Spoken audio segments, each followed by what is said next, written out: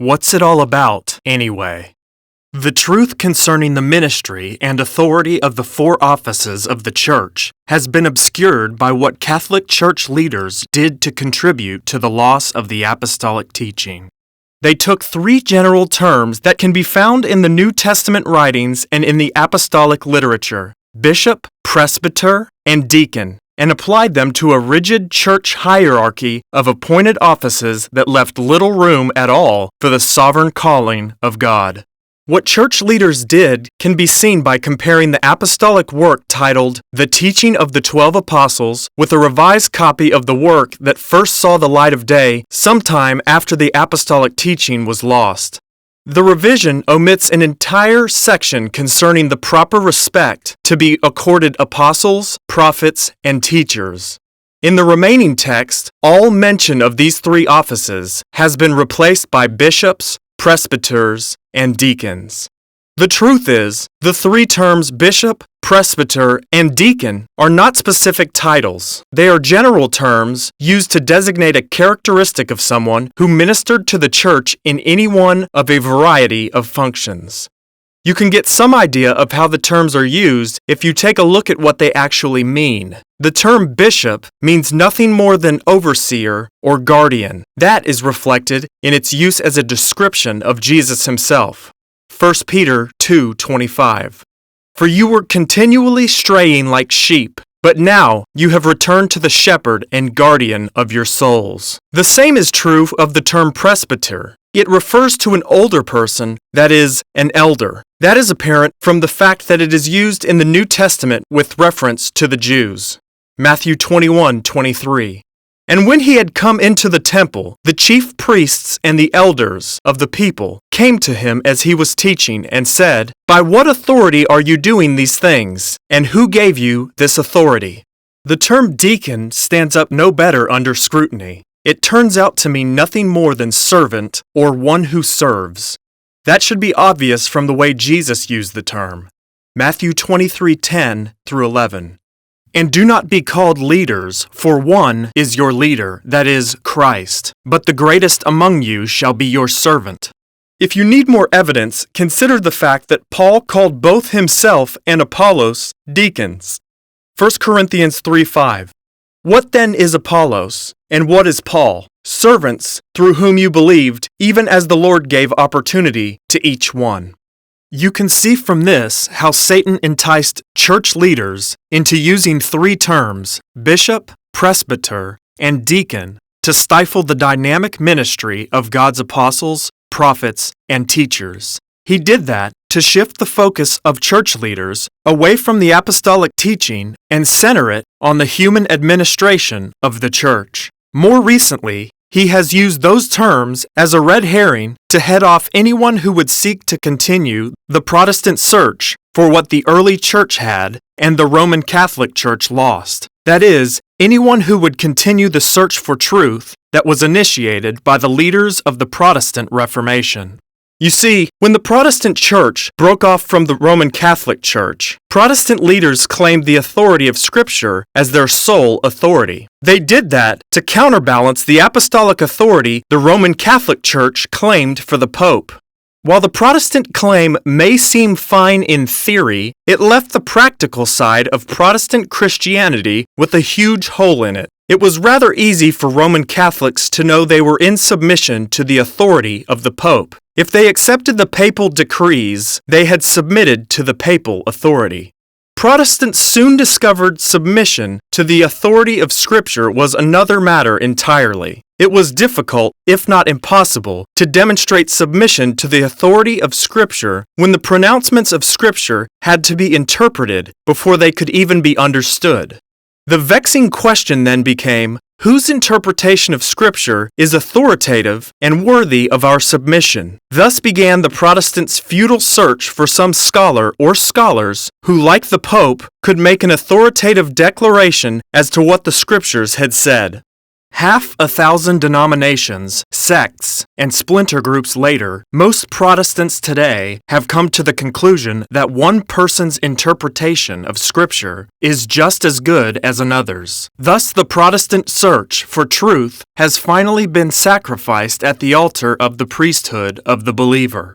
Not long after the Protestant Reformation began, however, it dawned on Protestant leaders that believers didn't have to submit to any authority as long as one person's interpretation of the Scriptures was just as valid as that of everyone else. So they set out to recreate the governmental structure of the early church, thinking the problem they faced lay in the fact that the Roman Catholic Church had lost that as well as the truth concerning salvation by faith. That is why the Protestants now have Episcopalian, Presbyterian, and congregational forms of government, to name but a few. Each new Protestant form of government arose out of a claim that it most nearly represented the original early church form of government. However, each one, with a few notable exceptions, was based on Satan's lie concerning Scripture's use of the three terms bishop, presbyter, and deacon. Protestants were on the right track when they appealed to the authority of Scripture and the priesthood of the believer. However, they failed to factor in the four offices to which God calls individuals, the apostolic authority inherent in the gospel and the apostolic teaching, the Church's loss of the apostolic teaching, and the fact that without revelation, nobody could gain access to the message of the Hebrew Scriptures because it had been sealed. Nevertheless, Protestants were right on the mark in rejecting the authority of the Pope. They somehow sensed the truth that after the Church lost the apostolic teaching, one Pope could pass along his authority to the next Pope in an unending chain of pious popes until hell freezes over. That would never change the fact that the apostolic authority inheres only in oral tradition handed down by the apostles. So, echoing the sentiment of the leaders of the Protestant Reformation, I have but one more thing to say concerning the apostolic authority of the Pope. Sorry, Mr. Pompous Pope Pius the Umpteenth. You may have received a legitimate appointment to your office, but you didn't receive the truth, so you have absolutely no authority in the sight of God. Granted that the Pope has no authority, but where did the Reformation leave the Protestant Church? It left it in essentially the same limbo as the Roman Catholic Church. You see, the Reformers restored only the gospel, that is, the truth concerning salvation by faith. That truth is still taught as a fundamental part of Protestant theology to this day. But the only authority God ever attached to that specific message is the authority an evangelist has to preach salvation by faith outside the church to unbelievers. Therefore, Protestants have had no more authority to teach believers than the Roman Catholic Church from which they broke away. The authority to teach believers, that is, the authority attached to the office of teacher, inheres in the apostolic teaching, and that oral tradition was lost around AD 200.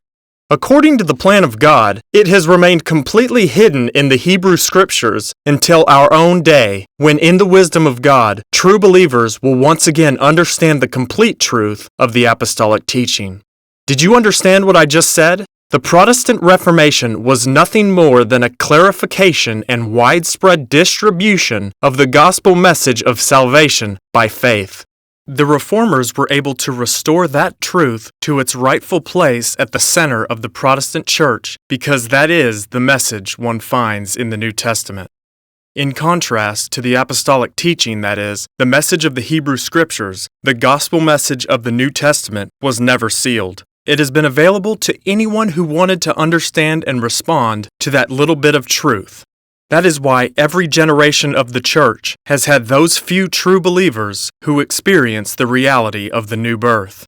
Over the last several decades, the Protestant church has seen the fundamental truth of the gospel distorted by agents of Satan who teach ignorant doctrines that do nothing more than deceive. Yet it is still possible for a person to be born again provided they hear the truth from an evangelist who has received a legitimate calling or appointment to preach the gospel. As we draw nearer to the end, that circumstance is becoming increasingly more unlikely. Let me say one final thing concerning the office of evangelist. Some of the various soul-winning ministries in the church today have authority to do what they are doing. Others don't. The reason for that is quite simple. God has called thousands of evangelists down through the centuries. Some have handed down to others both the gospel they were called to preach and their authority to preach that message. So there are undoubtedly thousands of people in the church today who have received a legitimate authority to preach the gospel. Unfortunately, there are millions of others who have no authority whatsoever in that regard. The first problem with the unhappy circumstance the church faces today is this. It is not always easy for a person to confirm that they have received a legitimate authority to preach the gospel. If they were authorized to do so by an evangelist whom God called directly, or by an evangelist who was authorized by an evangelist whom God called, etc., they have authority to preach the gospel. If they weren't, they don't. As you can see, if you are not a first-generation evangelist, that is, if you did not receive a supernatural call from God yourself, tracing your evangelistic roots is an iffy proposition. How would you know for sure? However, the second problem related to the authority one has to preach the gospel today is even more insidious. I have repeatedly told you the authority of the four offices of the church inheres in the message preached. That being the case, if the gospel a legitimate evangelist preaches has been seriously distorted to the point where it does not contain the essentials necessary for one to be born again, that evangelist has no authority to preach that gospel. Moreover, he is no longer an evangelist of God. He has become an agent of Satan. Under the circumstances I have just outlined, I would not advise anyone to engage in soul winning unless they are absolutely certain they have received a supernatural call from God Himself. Trust me on this one. You may not always be able to tell the difference between the two, but God has His evangelists working right alongside the agents of Satan. Let them do their job. Be content to do what God has called you to do. Believe me, if you are a true believer, you have an authority. I'll tell you about it later.